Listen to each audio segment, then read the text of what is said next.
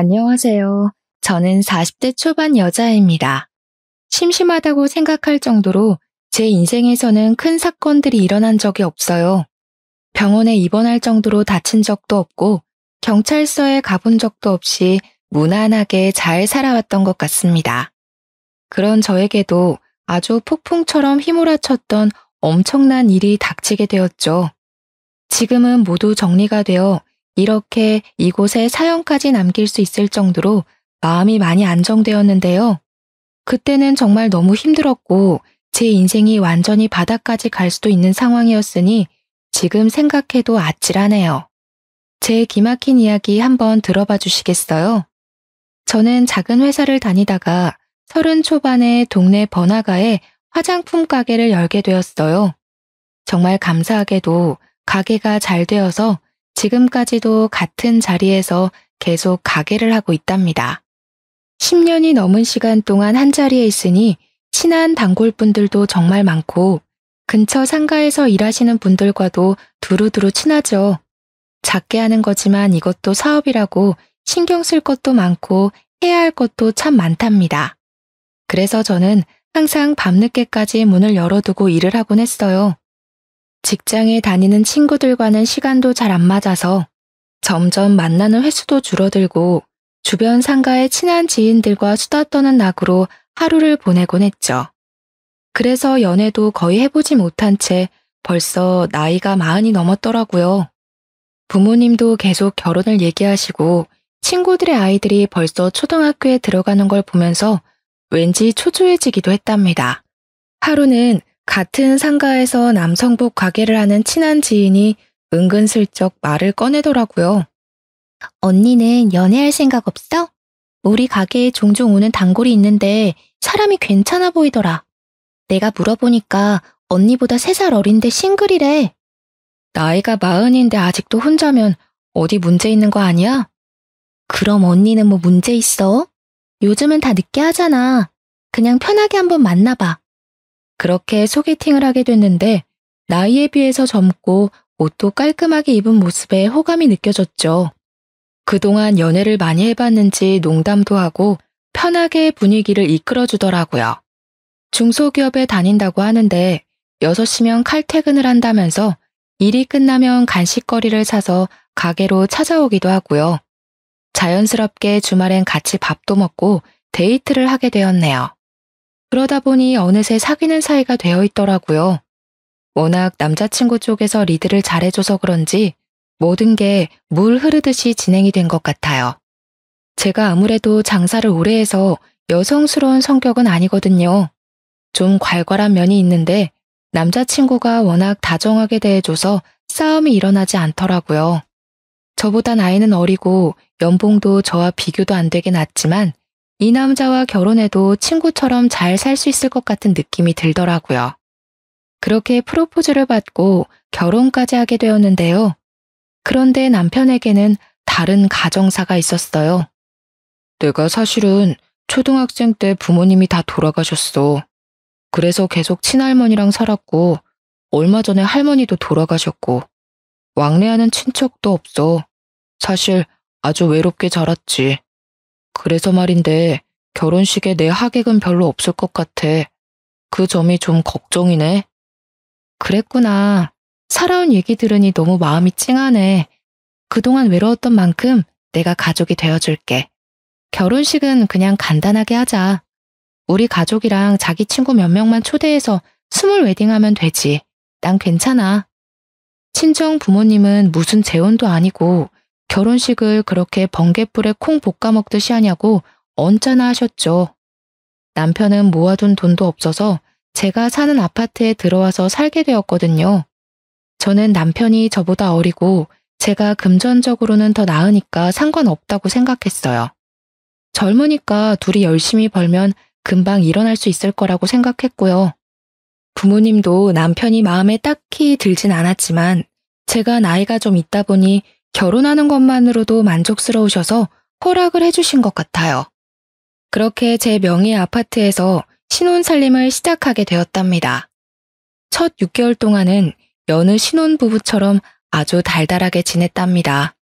이래서 사람들이 결혼하는구나 싶을 정도로 남편도 다정하게 잘 대해줘서 저에게도 드디어 행복이 찾아왔나 싶었죠. 어느 날 옆집이 시끄럽길래 나가보니까 이사를 오고 있더라고요. 그리고는 몇 시간이 지나고 초인종이 울리더라고요. 문을 열어보니 젊은 여자가 4~5살 정도 돼 보이는 남자아이와 함께 서 있더라고요. 사람 좋게 웃으면서 저에게 떡 접시를 내밀었죠. 오늘 옆집에 이사 왔어요. 앞으로 잘 부탁드린다고 떡을 좀 가져왔어요. 상훈아, 인사해야지. 반가워요. 아주 귀엽게 생겼네. 몇 살이야? 4살이에요. 혹시나 아이가 시끄럽게 해도 이해 조금만 부탁드려요. 저희는 괜찮아요. 우린 저녁 늦게나 들어와서 듣지도 못할 텐데요. 남편분이랑 둘이 사시는 거예요? 부럽네요. 전 애기랑 둘만 살거든요. 제가 당황해서 대답을 고민하던 사이 갑자기 애가 우리 집으로 쏙 들어가 버리는 거예요. 애를 잡으려고 옆집 여자도 저희 집으로 들어왔습니다. 그래서 얼떨결에 같이 차 한잔 마시면서 이야기를 더 나누게 되었죠. 저보다 7살이나 어린데 혼자 아이를 키운다니 짠한 마음이 들더라고요. 대화해보니 나쁜 사람 같지 않고 해맑은 성격인 것 같아서 조금씩 친해지게 되었답니다. 아이가 어린이집에 가는 시간 동안 잠깐 아르바이트를 하는 게 전부라 형편도 그렇게 좋아 보이진 않더라고요. 저도 결혼을 했으니 저와 남편을 닮은 아이를 갖고 싶은 마음이 컸거든요. 그래서 나름대로 노력을 하고 있는데 잘 되지 않아 병원에 가야 될지 걱정을 하던 차였어요. 옆집 아이를 보니 저를 보고 웃고 장난치는데도 너무 귀엽고 예뻐서 저런 아들 하나 가졌으면 좋겠다는 생각이 저절로 들더라고요. 그러다 보니 아이하고도 장난치며 점점 스스럼 없이 지내게 되었죠. 제가 화장품 가게를 하다 보니 샘플이나 남는 화장품이 많거든요. 그래서 몇 번 화장품을 가져다 주니까 자기 나름대로 남을 묻혔다고 가져다 주고 과일도 갖다 주면서 서로의 집을 왕래하는 경우도 늘어나게 되었어요. 하루는 남편과 함께 출근하려고 현관문을 열었는데 마침 옆집 여자도 나오더라고요. 그런데 운동을 하러 가는 건지 착 달라붙는 레깅스와 짧은 티셔츠를 입고 있더라고요. 옆집 여자의 늘씬한 라인이 그대로 드러나는 옷이었어요. 어머, 언니, 딱 마주쳤네요. 어머, 남편분은 처음 뵙네요. 안녕하세요. 옆집 여자가 간드러지는 목소리로 남편한테 인사를 하더라고요. 남편도 옆집 여자를 빤히 보며 인사를 하는데 기분이 좀 그렇더라고요. 옆집 여자는 현관 복도에 배달된 생수 상자를 옮기려는 듯이 엉덩이를 높게 쳐들고 상자를 낑낑대며 밀기 시작하더라고요. 어찌나 자세가 민망한지 엉덩이를 한 대 쳐버리고 싶은 충동까지 일더라고요. 남편이 힐끔대길래 얼른 엘리베이터 쪽으로 등을 빨리 떠밀어 버렸답니다. 저는 사실 좀 살집이 있는 편이거든요. 나이가 있어서 그런지 날씬한 여자를 보면 좀 부럽긴 하더라고요. 그래도 그렇지 아침부터 그렇게 딱 붙는 옷을 입는 건 좀 아니지 않나요? 하루는 남편이 야근이라면서 밤늦게 온다고 하더라고요. 혼자 저녁 먹을 생각을 하고 있는데 초인종이 울렸어요.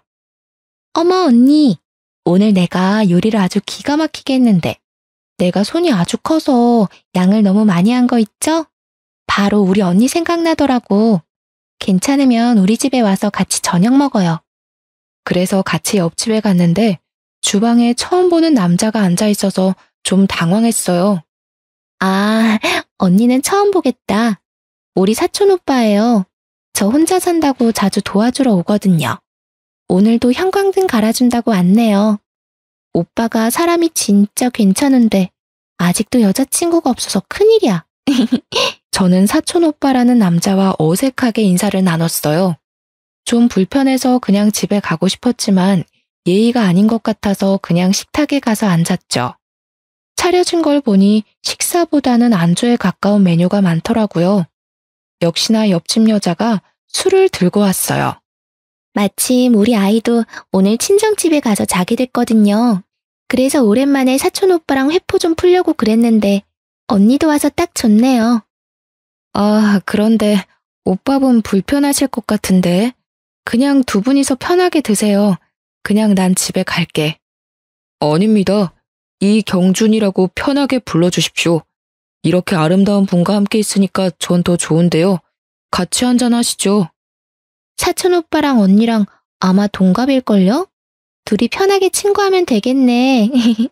전 평소에 술이 약한 편이라 여러모로 이 자리가 불편했어요. 그래서 안주만 조금씩 깨작대고 있는데 사촌 오빠라는 사람이 자꾸 저에게 술을 권하더라고요. 어쩔 수 없이 조금씩 홀짝홀짝 마셨죠. 조금 먹었는데도 취했는지 살짝 어지러운 기분이 들었답니다. 옆집 여자와 남자는 신나게 수다 떨면서 분위기를 띄우더라고요. 남자도 화장실에 다녀온다 뭐 한다 하면서 일어섰다가 다시 앉았는데 제 팔꿈치가 닿을 정도로 제 옆에 너무 가깝게 앉더라고요. 옆집 여자는 어디 갔는지 보이질 않고 남자와 저만 남아있게 되었어요. 제가 처음 본 순간부터 얘기했지만 정말 아름다우십니다. 그러면서 남자가 제 손목을 슬쩍 잡는 게 아니겠어요? 저는 너무 놀라서 벌떡 일어났습니다. 지금 뭐 하시는 거예요? 저 유부녀예요. 동생한테 못 들으셨어요? 저는 기분이 너무 불쾌해져서 집으로 와버렸어요. 그 일이 있은 후에는 일부러 옆집이 나가는 소리가 들리면 한참 후에 나가는 식으로 옆집 여자를 좀 피하려고 했답니다. 그렇게 시간이 꽤 흘렀을 때였는데요. 저녁밥을 하고 있는데 초인종이 울렸어요. 직감적으로 옆집 여자라는 생각이 들어서 문을 안 열려고 했는데 글쎄 남편이 이미 열었더라고요. 어쩔 수 없이 현관으로 나가보니 옆집 여자가 끈 나시티 하나에다 짧은 반바지만 입고 서 있는 거 있죠? 언니, 요즘 많이 바쁜가 봐요. 통 얼굴을 못 보네요. 우리 아들이 먹고 싶다고 해서 김밥 좀 많이 했거든요. 좀 드셔보세요. 아이고, 나가서 사 먹는 김밥처럼 정말 잘 싸셨네요. 정말 잘 먹겠습니다. 잠깐 들어오실래요? 이제 밥 먹어야 되는데 들어오긴. 밥을 벌써 다 해서 김밥은 내일 아침에 먹으면 되겠네. 암튼 고마워. 잘 가. 저는 옆집 여자를 서둘러 보내버리고 남편도 얼른 식탁에 앉으라고 큰 소리를 냈죠. 남편이 마지못해 와서 밥을 먹더라고요. 당신보다 나이가 한참 어려서 그런가? 애엄마인데도 엄청 몸매가 좋으시네. 누가 보면 당신이 애엄마인 줄 알겠어. 나이가 어린 건 어떻게 알아? 내가 말도 안 해줬는데. 아, 딱 보면 몰라? 훨씬 어려 보이는구만. 당신도 관리 좀 해. 맨날 가게에서 앉아만 있으니까 뱃살이 더 나오잖아. 좀 그만 좀 먹고. 나이 많아서 살도 안 빠지는 거 몰라? 가뜩이나 몸매가 훤히 드러나는 옷만 입는 옆집 여자도 거슬리는데 남편이 자꾸 옆집 여자와 저를 비교하니까 화가 솟구쳤습니다. 그 후로도 옆집 여자가 몇 번을 망치를 빌리러 온다거나 뭘 물어본다거나 한다면서 자꾸 밤에 찾아오더라고요. 그때마다 남편하고 얼마나 간드러지게 대화를 하는지 한 번은 날 잡아서 말을 좀 해야겠다고 생각하고 있었죠. 남편이 계속 늦게 들어오고 대화도 예전처럼 많지도 않아서 같이 있으면 좀 서먹한 느낌까지 들더라고요. 이럴 때 아기가 있으면 아기 재롱에 같이 웃기도 하면서 살면 얼마나 좋을까 하는 마음이 자꾸 생기더라고요. 하지만 한약도 먹어가며 노력을 해봐도 좋은 소식은 쉽게 찾아오지 않았답니다. 온 신경이 아기 생각에 쏠려서 한 달 한 달 기대와 실망을 반복하며 지내니 제 자신조차도 황폐해져가는 기분이 들었어요. 밖에서 저보다 나이 어린 여자들이 유모차를 끌고 가는 모습을 보면 얼마나 부럽고 좋아 보이던저. 나는 저런 행복을 영영 느껴보지 못하는 게 아닐까 하는 조급함이 밀려오고 좀 더 어릴 때 결혼을 했어야 했다는 후회도 들곤 했어요. 남편과의 사이를 좀 돈독하게 만들어 보려고 오랜만에 주말에 밖에서 데이트를 하자고 했죠. 남편이 어찌나 귀찮은 표정으로 싫은 티를 내던지 서운하더라고요. 어르고 달래서 현관문을 나서는데 옆집에서도 인기척이 나는 게 아니겠어요? 옆집 여자가 착 붙은 원피스를 입고 아들 손을 잡고 나오더라고요. 어머 언니, 오늘 너무 이쁘시네요. 어디 좋은 데 가세요? 주말이니까 남편이랑 데이트 좀 하려고. 어머, 너무 부럽네요. 어디 가는데요? 저도 날씨 좋아서 우리 아들이랑 산책하려고 나온 거거든요. 그때 아이가 남편에게 달려오더니 남편 손을 탁 잡는 게 아니겠어요. 남편이 당황해서 저와 옆집 여자를 번갈아 가면서 쳐다보더라고요. 아이가 남편 손을 막 잡아 끌고 엘리베이터 앞으로 가서 어쩔 수 없이 같이 나가게 되었어요. 아파트를 나서서 걸어가는데 아이가 남편 손을 꼭 잡고 걷고 그 옆에 어느새 옆집 여자가 붙어서 걸어가고 있더라고요. 엄격결에 저는 맨 뒤로 뒤처져서 따로 걷게 되었죠. 그때 지나가던 할머니들이 세 사람을 보면서 한마디씩 하더라고요. 아이고, 날이 좋아서 가족이 놀러 가나 보네. 좋을 때다, 좋을 때야. 아기가 지아빠를 쏙 빼닮았네. 마누라가 훨씬 어린가 보네. 남편은 들은 건지 안 들은 건지 그저 애 손에 끌려서 쫄쫄 따라가고만 있었죠. 뒤에서 세 사람을 보니까 할머니들 말대로 잘 어울리는 것 같아서 왠지 서글픈 기분이 들더라고요. 그래서 얼른 앞으로 달려가서 남편 팔짱을 끼고 걸음을 재촉했어요. 우리가 극장에 가야 돼서 좀 서둘러야 할 것 같네요. 그럼 다음에 봐요. 제가 남편을 데리고 빨리 걸으니까 옆집 여자가 입을 삐죽이더라고요. 저는 그렇게 옆집 여자와 아이를 남겨두고 남편과 차를 타고 출발을 했죠. 그렇게 남편과 극장에 갔지만 남편이 자꾸 틱틱대서 분위기를 다 망치고 말았어요. 결국 대판 싸우고 저녁도 안 먹고 집에 와서 쫄쫄 굶었답니다. 그렇게 남편과 저는 숨만 쉬어도 싸우기 시작했는데요. 결혼 초기만 해도 남편은 생활비를 꼬박꼬박 줬었거든요. 금액은 사실 적었지만 고마운 마음으로 받아서 아껴 쓰려고 노력했어요. 사실 벌이는 제가 더 괜찮았기 때문에 그걸로 남자 자존심을 갉아선 안 된다는 마음이 커서 제가 얼마 버는지도 말하지 않았었고요. 그런데 시간이 갈수록 남편이 자꾸 돈을 요구하기 시작하더라고요. 어느 날은 10만 원, 어느 날은 50만 원, 이런 식으로 자잘하게 자꾸 돈을 빌려달라고 했어요. 저는 그때마다 계좌이체를 바로 해주었는데요. 큰 금액이 아니니까 부부 사이에 바로 달라고 하기에도 좀 그렇더라고요. 그래서 그냥 남편에게 용돈을 준다고 생각하고 넘기고 있었죠. 그런데 한 달에 많게는 100만 원도 달라고 하는 식으로 계속 요구하니까 매출이 없는 달은 생활하기가 너무 힘들더라고요. 속은 부글부글 끓었지만 일단 지켜보자는 마음으로 참고 있었죠. 그런데 하루는 저녁에 들어와서 이런 말을 하는 게 아니겠어요? 회사가 좀 어려워져서 당분간 월급이 좀 밀릴 것 같은데 어떡하지? 의리가 있는데 바로 관두기도 그렇고 말이야. 앞으로 생활비는 못 줄 것 같아. 언제까지 월급을 안 준대? 그러면 새로운 회사를 좀 찾아보는 게 낫지 않아? 사장님이랑 내가 쌓아온 정이 있는데 어떻게 바로 팽하냐? 너는 장사를 해서 그런지 참 매정하다. 너 돈 잘 벌잖아. 월 수입이 얼만지 말 좀 해봐. 나도 많이 못 벌어. 당신 월급보다 좀 더 많은 정도야. 거짓말하지 마. 남편한테는 솔직하게 말을 해줘야지. 내가 뭐 네 돈 들고 도망이라도 간대? 왜 그렇게 숨겨? 한 달 매출이 얼만데? 매달 들쑥날쑥이라 딱 말하기가 좀 그래서 그래.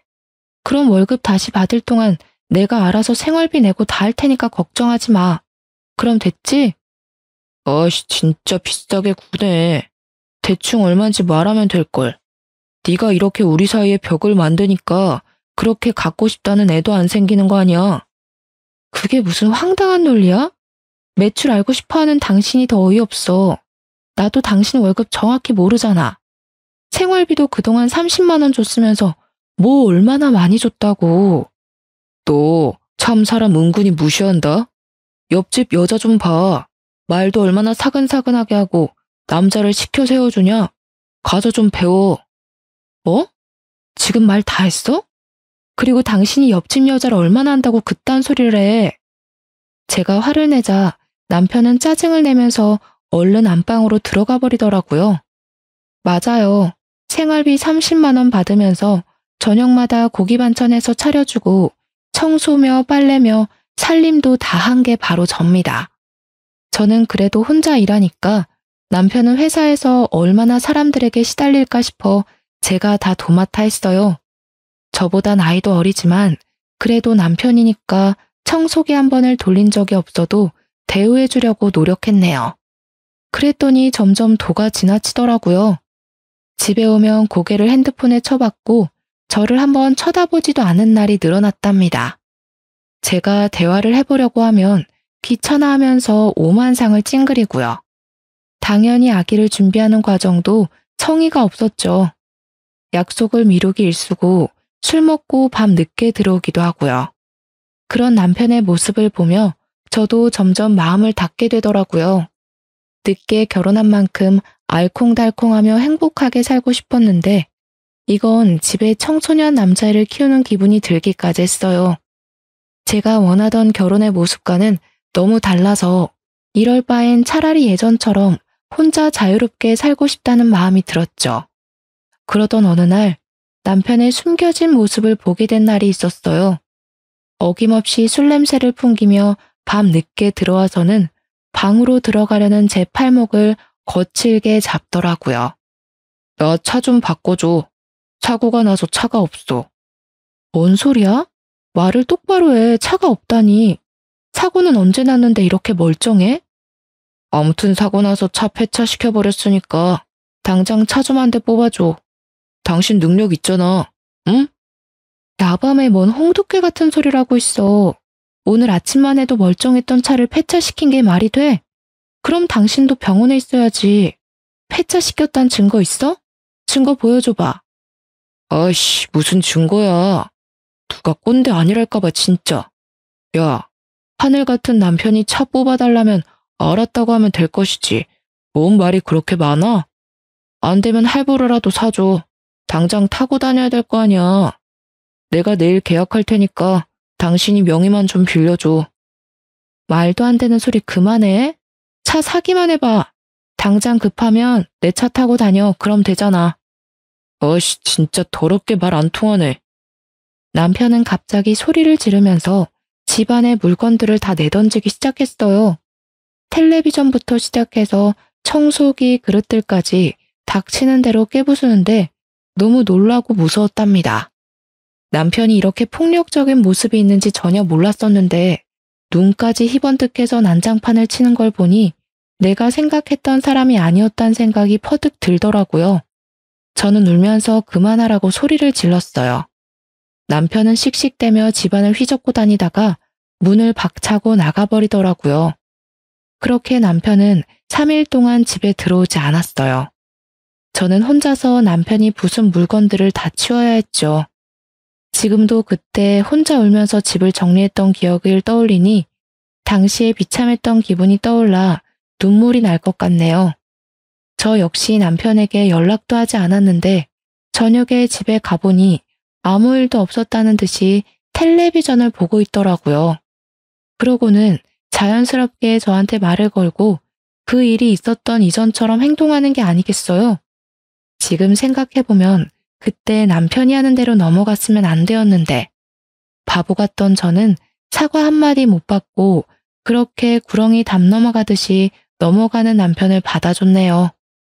저도 장사를 하니까 말하는 걸로는 지지 않는 편인데 남편은 진짜 못 이기겠더라고요. 상황에 맞춰서 얼마나 말을 잘하고 잘 넘기는지 어느새 남편한테 끌려다니는 상황이 되곤 했답니다. 그렇게 다시 평범한 일상을 지내고 있었는데 가게로 옆집 여자의 사촌 오빠가 찾아온 게 아니겠어요? 어떤 남자 손님이 자꾸 저를 흐깃거리길래 말을 건네려고 가까이 가보니 그 남자더라고요. 제가 놀라서 쳐다보니까 남자가 씩 웃는데 기분이 좀 그렇더라고요. 그동안 잘 지내셨어요? 제가 찾아와서 놀라셨죠? 아, 네. 좀 당황스럽네요. 화장품 사러 오신 거예요? 여기가 제가 하는 가게인 거 알고 오신 거예요? 네.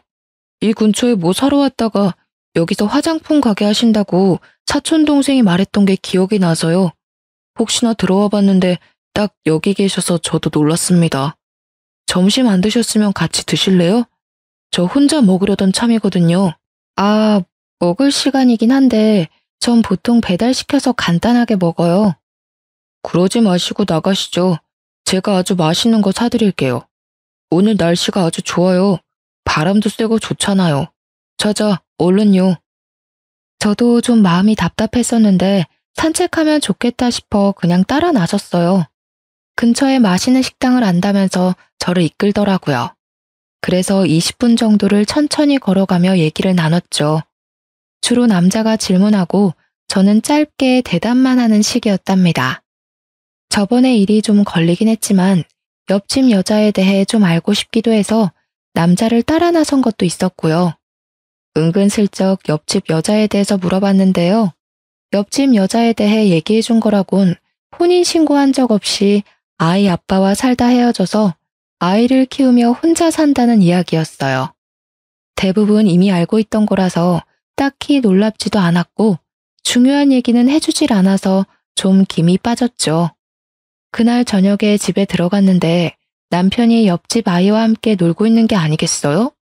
둘이 아이가 가져온 로봇을 가지고 신나게 장난을 치고 있었는데 남편이 그렇게 아이와 잘 놀아주는지 처음 알았네요. 당신 어떻게 된 거야? 이렇게 늦은 저녁에 왜 옆집 애가 여기 있어? 갑자기 급한 일이 생겼다고 잠깐만 맡아달라고 부탁을 하더라고. 그래서 몇 시간만 봐주기로 했어. 이웃지간에 그 정도는 도울 수 있잖아. 그래 뭐. 근데 당신이 이렇게 애랑 잘 놀아주는지 몰랐네? 뭘 잘 봐. 그냥 같이 좀 놀아만 주는 거지. 아 시끄러. 얼른 저녁이나 해. 애도 밥은 먹여서 보내야 할 거 아니야. 옆집 여자가 밉상이어도 애가 무슨 잘못이 있겠나 싶어 아이가 잘 먹을 만한 반찬으로 저녁을 준비하기 시작했어요. 어느새 남편과 아이는 안방에 들어가서 뭘 하는지 깔깔 웃는 소리가 거실까지 들리더라고요. 저는 밥 먹으라는 소리를 하려고 안방문을 살짝 열었는데 아이가 남편에게 아빠라고 말하는 걸 똑똑히 듣고 말았습니다. 한 번이면 모르겠는데 2번이나 들어서 너무 놀라 문을 활짝 열었죠. 지금 얘가 아빠라고 하지 않았어? 분명히 들었는데? 뭔 소리야, 그런 적 없는데. 잘못 들었겠지. 내가 2번이나 분명히 들었어. 아빠 이거 해줘. 이랬잖아. 당신은 못 들었어? 그랬나? 들은 것 같기도 하고. 아, 애가 말한 걸 뭘 그렇게 신경을 써. 배고파. 저녁 다 됐어? 남편은 또 어물쩍 넘어가더라고요. 남편과 아이가 밥 먹는 모습을 보는데 기분이 굉장히 꺼림칙해서 목으로 밥이 잘 안 넘어갈 정도였답니다. 밤 10시가 되도록 옆집 여자는 오지 않았고 아이는 남편의 무릎을 베고 아주 편하게 잠이 들어 있더라고요. 가뜩이나 아기를 갖고 싶은 마음이 큰데 남편이 다른 집 애를 저렇게 자기 자식 마냥 재우고 있는 걸 보니 여러 가지 감정이 스쳐가더라고요. 그때 마침 옆집 여자가 아이를 데리러 왔답니다. 어머 언니, 너무 미안해요. 언니한테도 말을 했어야 하는데 아까 너무 급한 일이 있어서 남편분께 아이를 좀 맡겼네요. 그럴 순 있는데 앞으로는 좀 조심해줘. 주변의 지인이나 가족한테 먼저 물어보는 게 순서 아니겠어? 근데 내가 좀 이상한 게 있는데 아까 아이가 우리 남편한테 아빠라고 부르더라고. 아, 그래요? 아, 사실은 우리 아들이 아빠를 본 지가 오래돼서 그런지 어른 남자만 보면 아빠라고 부르곤 하더라고요. 심지어 우리 사촌 오빠한테도 아빠라고 한다니까요. 어머, 언니 놀라셨겠다. 옆집 여자는 호들갑을 떨면서 아이를 데리고 가버렸어요. 남편은 저한테 인정도 없다느니 하면서 궁시렁대더라고요. 얼마 지나지 않아 남편은 회사에 일이 없다면서 아예 나가지도 않았는데요. 매일 집에서 핸드폰이나 보고 게임만 하는 날이 늘어만 갔죠. 그 와중에 보이스피싱을 당했다면서 1,000만 원을 빌려달라고 하질 않나 용돈을 달라고까지 해서 저는 혼자 살 때보다 훨씬 많은 지출을 감당해야 했어요.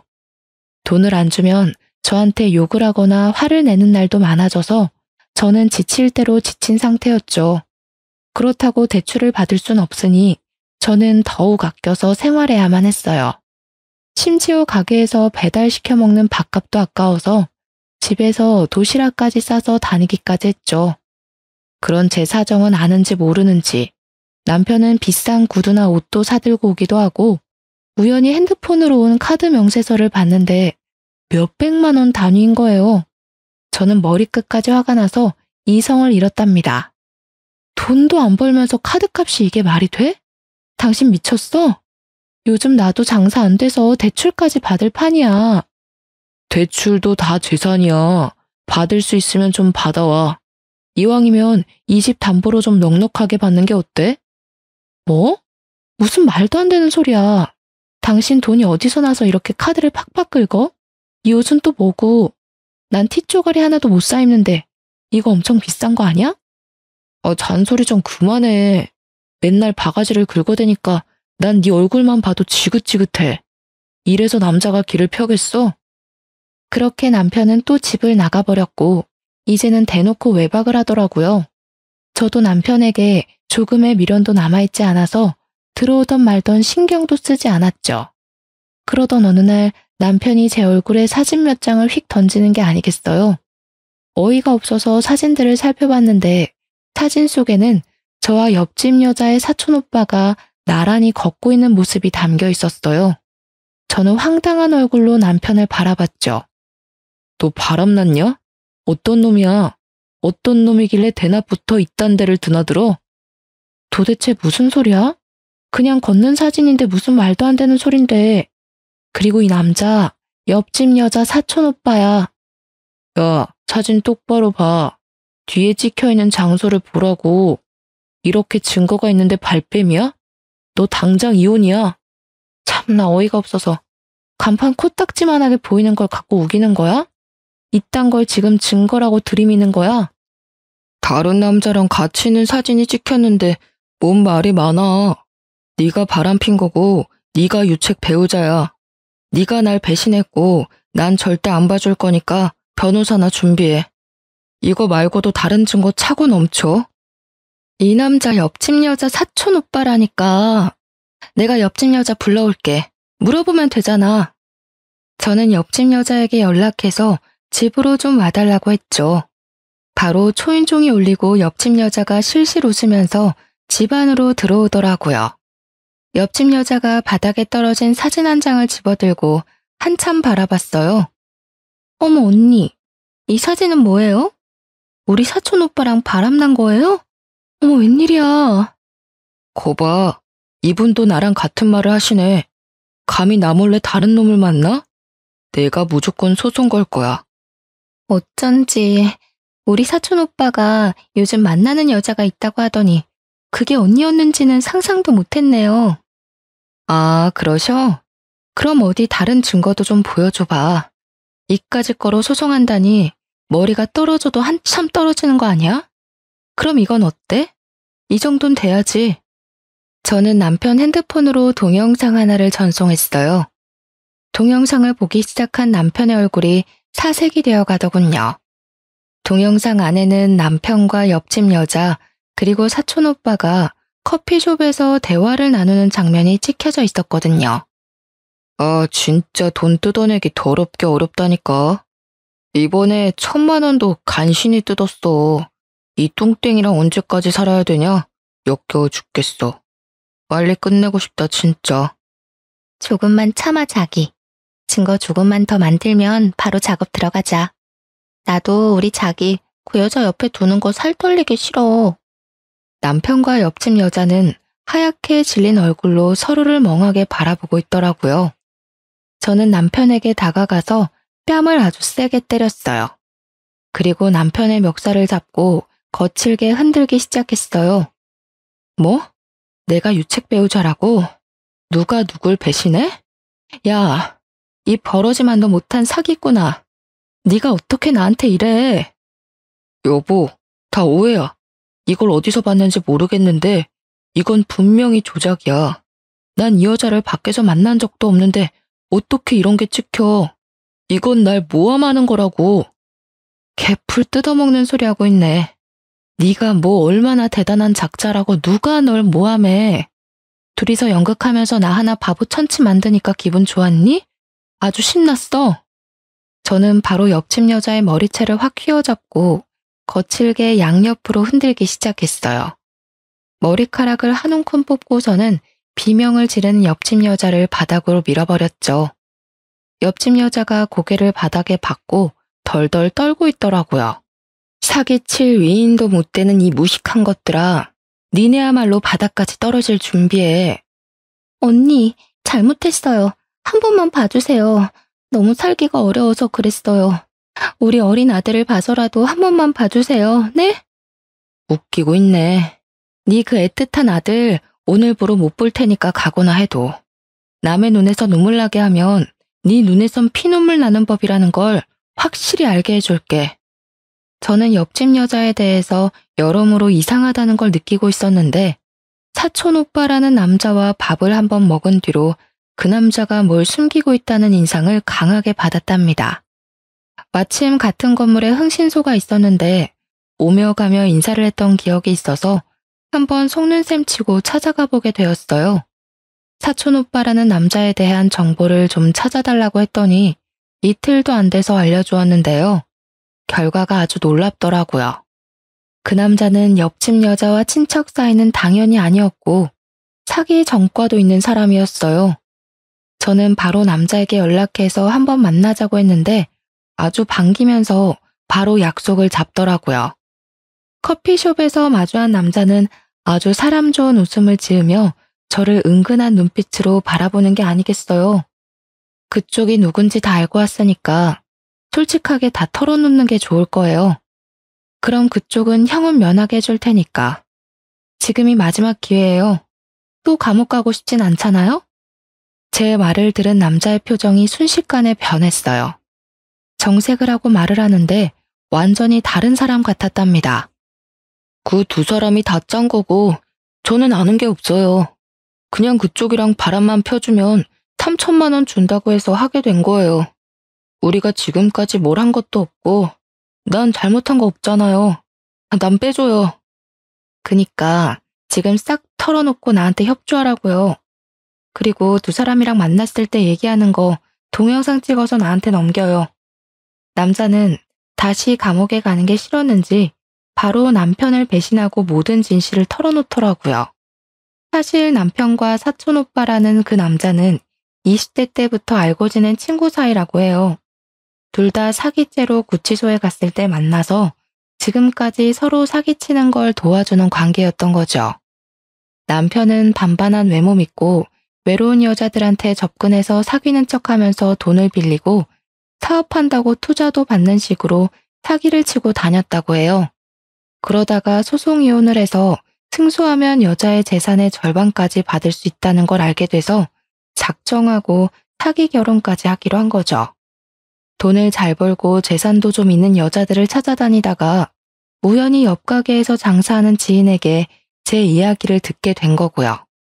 그렇게 제가 남편의 첫 사기 결혼 상대가 된 것이었어요. 더 기막힌 건 옆집 여자는 남편과 오래 사귀고 사실혼 관계였다는 거죠. 그 아이도 당연히 남편의 아이였고요. 남편은 저와 결혼하고 혼인신고까지 하는 것을 성공한 뒤에 옆집으로 그 여자와 아이를 불러들이고 제가 사촌 오빠랑 바람이 나도록 만들려고 한 거였죠. 믿을 수 없는 현실 앞에서 앞으로 닥칠 일이 너무나 무서워 몸서리가 쳐졌답니다. 경찰서 한번 가보지 않고 살았던 제 인생에 이런 믿을 수 없는 사건이 벌어지다니 부모님 볼 면목도 없고 미치겠더라고요. 그동안 오래 장사하면서 좋은 사람인지 나쁜 사람인지 딱 알아볼 수 있다고 말하고 다니곤 했던 제 자신이 얼마나 창피했는지 몰라요. 남편에게 배신당한 것도 당한 거지만 도대체 어떻게 해결을 해야 하는지 깜깜하더라고요. 모든 진실을 알고 난 뒤에 혼자 가슴을 쳐가며 몇 날 며칠을 목 놓아 울었답니다. 무릎 꿇고 잘못했다면서 저를 회유하려는 남편을 차가운 눈빛으로 째려보았어요.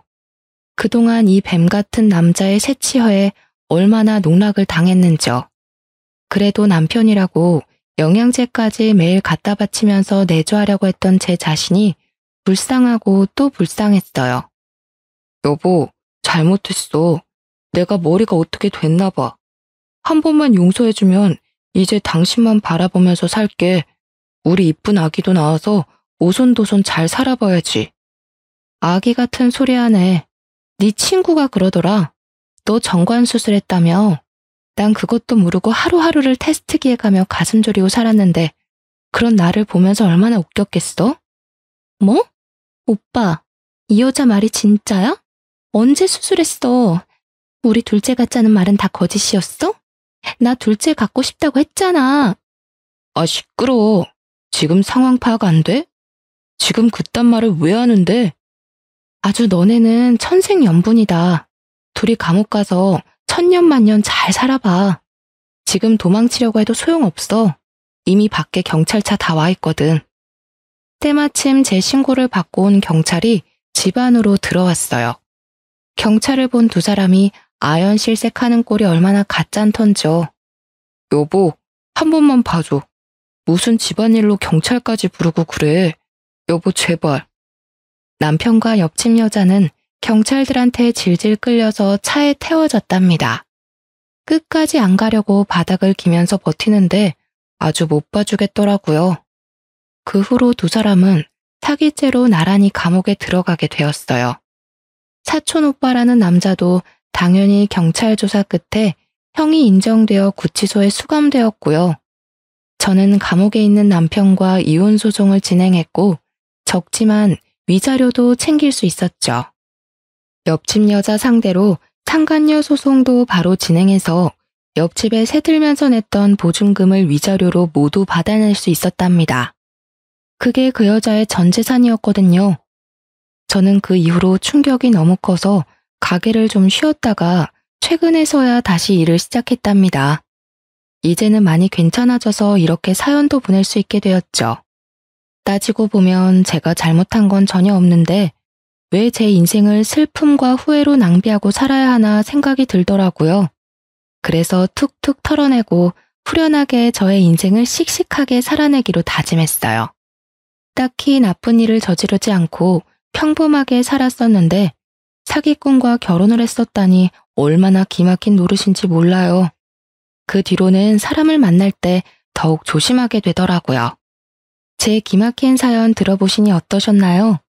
여러분도 사람을 만날 때 어떤 사람인지 잘 따져보시고 만남을 이어가시면 좋을 것 같아요. 제 이야기 들어주셔서 감사합니다. 모두 행복하세요.